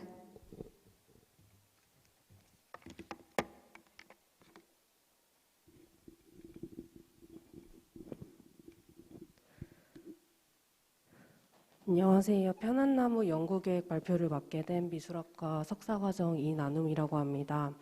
제가 이번에 연구하게 될 주제는 자연을 소재로 한 편안하고 일상적인 작품을 구상하는 데 있습니다. 그 소재 중 하나로 저는 원목을 선택하였는데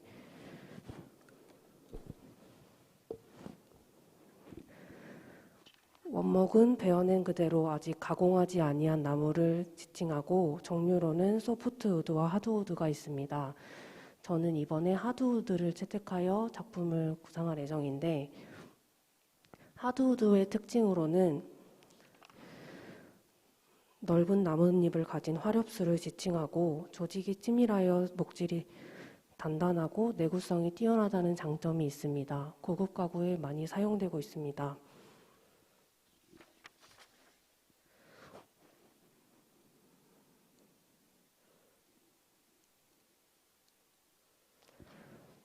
또 저는 전통 짜임이라는 방식을 사용하여 구조적인 안정성과 시각적인 재미를 추가하여 사람들에게 생소한 짜임 기법의 종류에 대해 소개하려 합니다.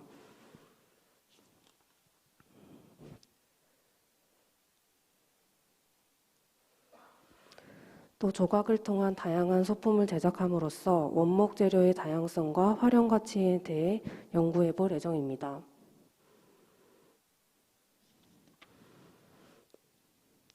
계획하고 있는 걸로는 콘솔과 거실장, 목기, 문화상품 제작 등을 구상 중입니다.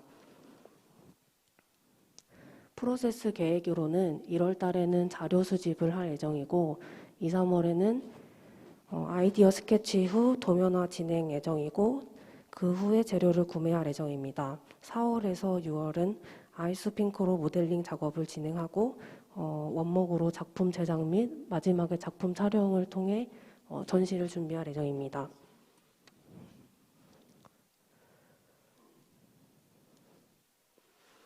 기대 효과로는 자연을 소재로 한 다양한 작품을 통해 관람자로 하여금 심미적 감성을 도출할 수 있고 전시로 인한 지역 문화에 긍정적인 영향을 끼칠 수 있고 지속적인 작품 활동으로 전북 지역 예술가들의 참여와 협동을 도모할 수 있습니다. 그리고 이번 연구를 통해 이번 연구 작품들에 사용된 재료와 기법들을 활용하여 시리즈 작품을 구상할 수 있습니다.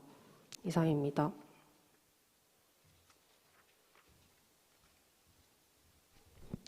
네, 질문과 리뷰해 주시기 바랍니다. 예, 그래서 이거 결과로 전시를 가진다고요? 네. 계획에는 없었어서 그러면 이게 공예가 특성상 뭐 개인 전시를 가지기 어려울 것 같고 뭐 조직된 그룹이 있나요? 아직은 없고요. 예. 네, 구상 중에 있습니다. 앞에 보여줬던 이미지들이 실제 제작된 건가요? 아니면 그냥 참고 이미지?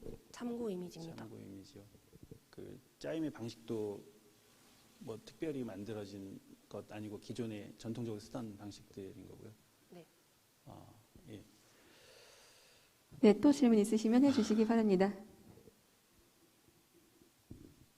이름이 나눔이어서 역시 그런 공감을 유도하는 그런 작품을 기획하고 있는 것 같아요. 나눔을 좀 있다 보니까 나눔을 뒤집어 보니까 목이네.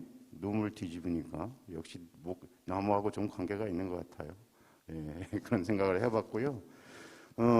그러나 아마도 제가 지금 되게 보니까 연구자가 작품 활동으로 자기가 나무를 소재로 한 일상의 가구를 소품을 제작하겠다라는 의도가 있는데 연구 및 활용 방안 이런 거에서 보면 아까 말씀하셨듯이 다른 지역 예술가와의 참여와 협동을 이끌어낼 수 있겠다라는 그런 이야기를 했는데 개인적인 작업 같은데 이거 어떻게 연결이 되는 건지 그 부분을 조금 더 어떻게 다른 사람과의 협업이나 도움 또는 이런 것들을 얻어낼 수 있을 건지 어떻게 계획하고 있는지 그 점 얘기 좀 해주세요. 네, 제가 아직 석사 2학기 과정, 석사 과정 2학기 과정을 마쳤는데 아직은 작품 활동이라든지 제작에 부족한 부분이 많아서 이번 연구를 통해서 제가 작품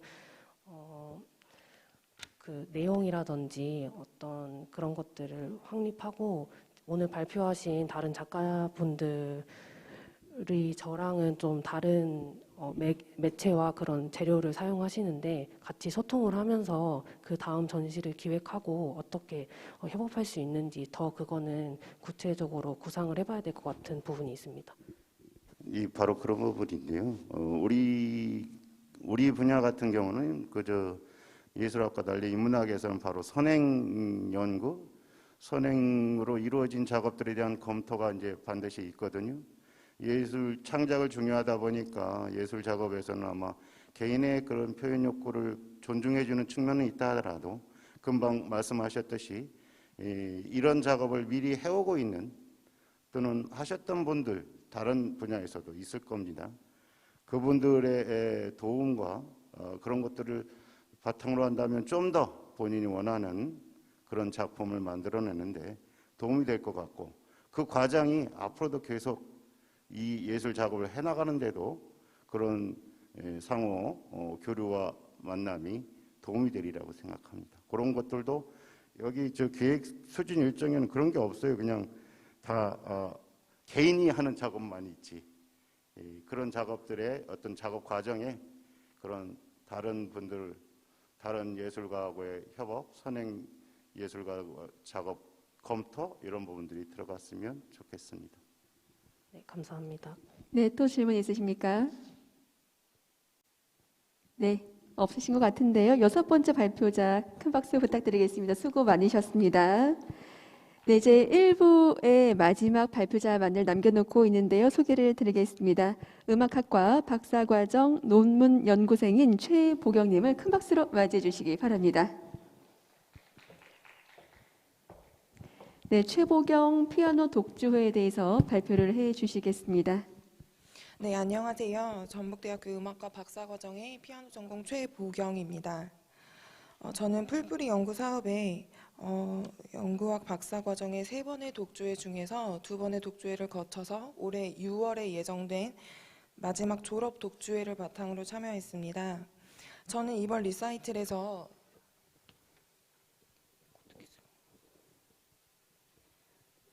베토벤의 후기 피아노 소나타 3개의 작품을 연주할 계획입니다.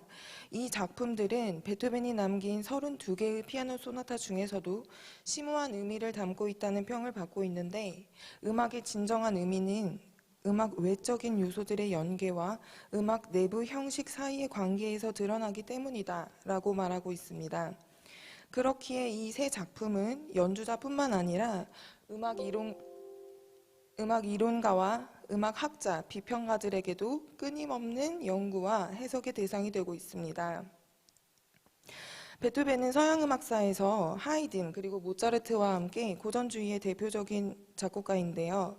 피아노의 달인이란 소리를 들을 정도로 뛰어난 피아노 연주자였으며 그래서 피아노 작품을 작곡하는 데 있어 아주 유리한 입장에 있었습니다. 그가 일생 동안 작곡한 피아노 음악은 베토벤 음악의 기틀을 이루는 분야라고 할 수 있으며 32곡에 달하는 베토벤의 피아노 소나타는 피아노 음악의 역사에서 바로크 시대의 작곡가 바흐의 평균율과 함께 최고의 경지에 있는 곡들입니다.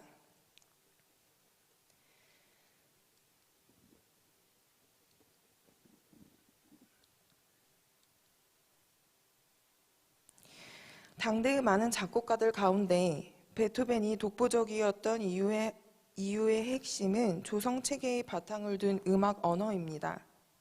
음악 언어란 내적인 논리성과 극적인 효과를 동시에 얻어낼 수 있는 작곡 방식을 뜻합니다. 고전주의의 음악 언어는 더 객관적이면서도 작곡가 자신의 개성을 드러내줬는데 베토벤은 이 형식 안에서 자유를 누릴 줄 알았고 이것이 동시대의 다른 작곡가들보다 탁월한 점입니다. 특히 베토벤이 매진했던 대표적인 장르가 소나타라는 형식으로 이 형식을 밀어붙이고 확장해내는 힘이 특별했습니다. 베토벤 자신이 본인의 짧은 생을 피아노로 표현할 수 있는 모든 방법을 동원해 음악으로 담아낸, 즉 자신의 가장 내면적이고 개인적인 이야기들을 음악을 통해 평생에 걸쳐 27년 동안 풀어낸 자서전 같은 것이고, 베토벤이 피아노 소나타 전곡을 연주하는 것은 전 세계의 수많은 피아니스트들의 버킷리스트이기도 합니다. 베토벤의 말년인 1820년부터 1822년까지 작곡된 피아노 소나타 30번 그리고 31번, 32번은 깊은 성찰과 명상에 잠긴 상태에서 작곡된 곡들로서 내적인 힘을 느끼게 하는 곡들이라고 할 수 있습니다.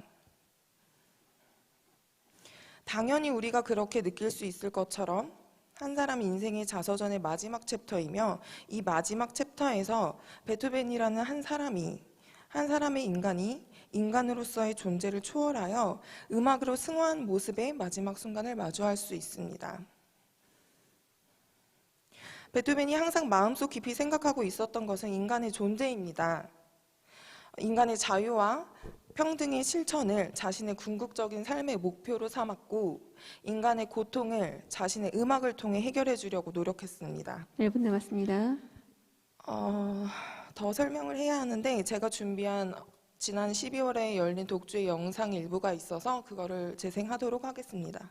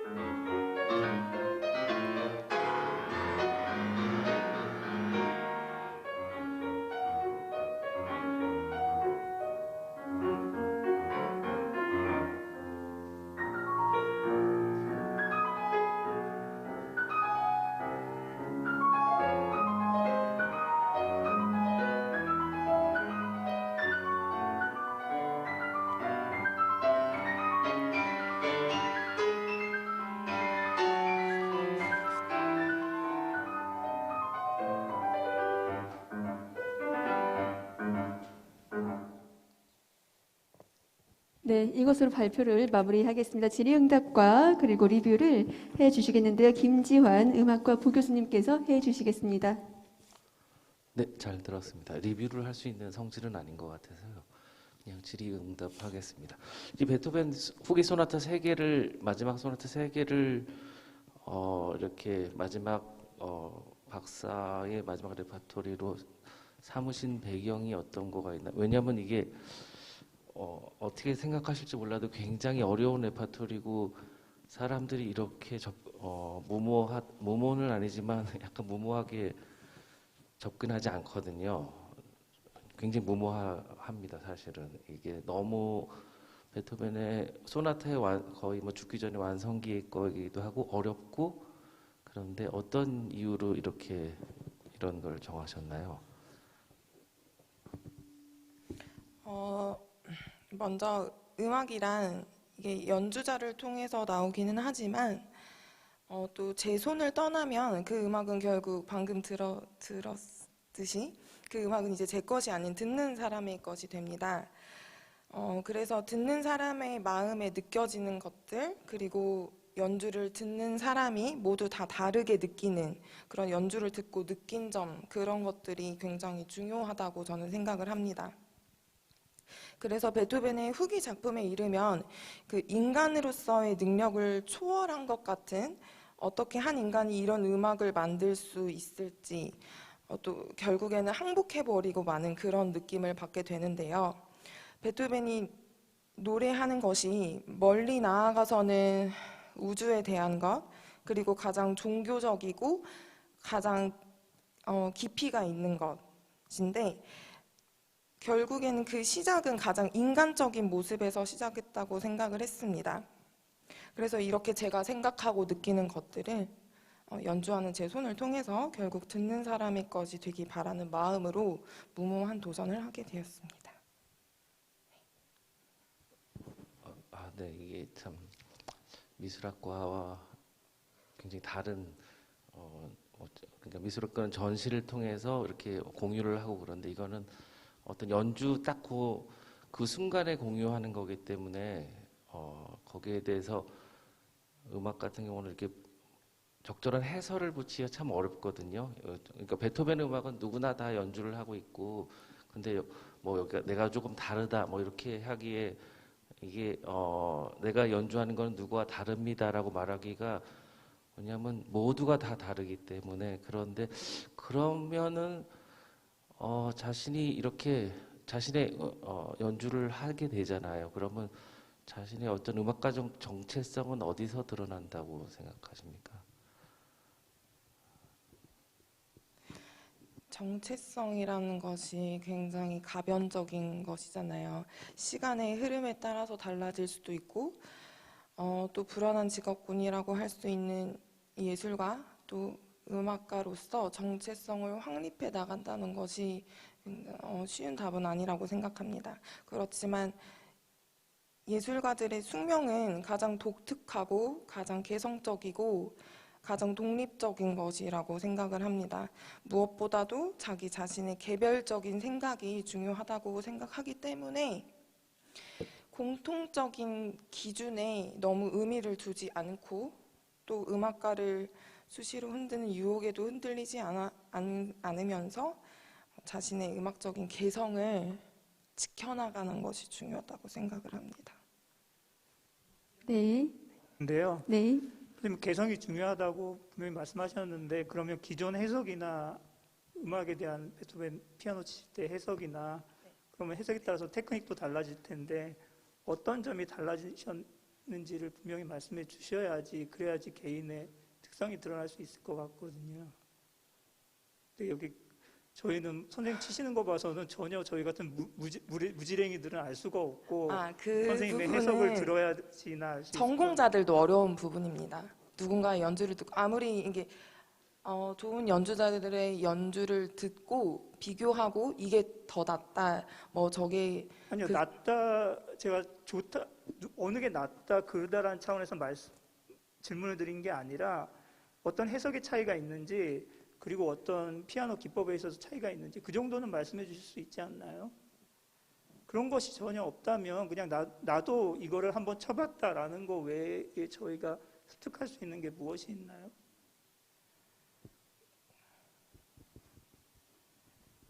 같은 질문인 것 같아서, 우선 뭐 잘은 모르는데 우리 음악을 전공하시는 선생님께서 가장 어려운 소나타를 선택하는 그 이유를 질문하셨고, 그에 대해서 나름대로 최고 난이도에 있는 것들을 한번 도전해보고 연주자로서 하겠다는 그런 연구자의 의지에 일단 박수를 보내면서요.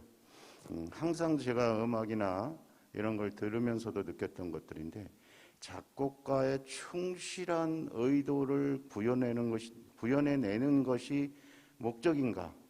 연주자라면 또 연주자만의 자신의 색깔을 드러내는 것이 목적인가? 이 두 개가 다 참 쉽지 않은 일일 텐데요. 그것은 베토벤이 자신의 음악을 연주되기를 기대하면서 작곡했을 때 그의 의도를 충실하게 실현해 주는 것이 연주자로서의 1차적 목적이어야 하는지 또는 그럼에도 자신에 대한 색깔을 드러내는 것이 또 목적이어야 하는지 아마 저는 둘 다가 필요하는데 그것은 아까 지금 연구자가 대답했듯이 시대와 상황이 다 다르니까 해석의 과정이 다 다르다. 그리고 그것을 반영하는 것은 연주자의 몫이 될 것이다 라고 했는데 그래서 질문을 드립니다. 우리 연주자는 또는 연구자는 이 난이도 높은 이 세 곡을 어떻게 바라보고 해석했는지 다른 사람들은 이렇게 해석했는데 나는 특별히 이런 점이 더 다가왔다라든지 아마 그런 것들이 연주에 반영되어 나타날 테니까요. 이 세 곡에 대한 분석, 해석 이런 것들을 좀 묻고 싶습니다. 네. 일단은 제가 이 연주를 12월 말 정도부터 계획을 잡았고 연습을 시작한 지 얼마 되지 않았습니다. 하지만 제가 선택한 많이 들었었고 또 많이 듣고 이제 악보를 읽어가는 중이긴 한데 제가 느낀 것은 이제 30번은 먼저 꿈꾸는 것 같은 환상에서 시작을 하고요. 굉장히 격렬한 부딪힘도 있고 격동의 폭풍을 거쳐서 곡 마지막에 이르러서는 마치 상처받은 영혼이 참회하고 숭고하게 평화 속으로 물러나게 되는 과정을 그리고 있습니다. 이어집니다. 30번, 31번, 32번이. 또 31번에 가서는 베토벤이 제가 아까 말씀드렸듯이 자신의 가장 깊은 곳에 있는 그리고 가장 깊은 상처에 대해서 고백을 하고 있고 이 마지막 32번에 가서 두 개의 악장으로 이루어져 있는데 두 개의 악장이 굉장히 대비가 됩니다. 1악장인 폭풍같이 지나가고 2악장이 굉장히 단순한 주제를 변주곡의 형식을 통해서 5개의 변주로 끝없이 음악을 계속 엮어나가는데 결국에 이것이 한 덩어리를 이루면서 상처받은 영혼들을 보듬어주는 것 같은 그리고 하늘에서 내려온 천사들의 따뜻한 손길로 감싸는 것 같은 느낌을 받으실 수가 있습니다. 여태까지의 상처받은 마음에 대한 표현이 마치 다 사라지는 것처럼 아무것도 남지 않는 것처럼 끝이 나게 되는데요. 저도 그렇게 느껴서 이 곡을 선택했고 공부하고 있습니다. 지금 말씀하신 그것이 기존의 이 곡에 대한 해석이었다면 그 해석이 주를 이루겠지만 그 안에는 연구자가 또 그 해석의 바탕에서 내가 더 느낀 그런 부분들이 포함되어 있기를 기대합니다. 예, 수고합니다. 네, 질문 있으십니까? 없으시면 발표를 마무리하겠습니다. 1부 발표자까지 모두 발표를 했고요. 이것으로 JBNU 기초보호 특화학문 분야 풀뿌리 연구 육성사업 학술대회 1부를 모두 마치도록 하겠습니다. 1부 인문예술 분야 발표에 대한 전반적인 총평으로 윤성민 교수님의 말씀을 듣도록 하겠습니다. 네. 예. 오늘 일부 인문, 사회, 예술 분야의 학술대회를 우리가 진행했는데요. 본격적인 학술대회라기보다는 학자로서 공부하는 사람 또는 예술가로서 앞으로 계속 더욱더 노력해야 될 사람들의 포부를 들은 느낌입니다. 우리가 무엇을 심사하고 또 그래서 평가하는 것보다는 이 연구자들의 앞으로의 의지를 격려하고 또 지원하고 또 이래서 더 많은 사람들이 이런 의지를 또 참여 의지를 갖게 되는 계기가 되었으면 좋겠습니다. 모두 계획한 대로 충분한 성과를 거두시기를 기대합니다. 예, 기대합니다. 네, 총평 감사드립니다. 큰 박수 부탁드리겠습니다. 일부 인문예술 분야 학술대회에 함께 주신 교수님과 발표자분들께 진심으로 감사드리며 연구지원금 지원 대상자 선정 여부 및 학술대회 포상 순위는 전북대학교 홈페이지 교내 공지를 통해서 발표를 하도록 하겠습니다. 또한 향후 선발되신 분들께서는 향후 연구지원금 활용 방법 설명회에 참석해 주시기 바랍니다. 오늘 1부를 이것으로 마무리하겠습니다. 큰 박수 부탁드리겠습니다. 감사합니다. 수고 많으셨습니다.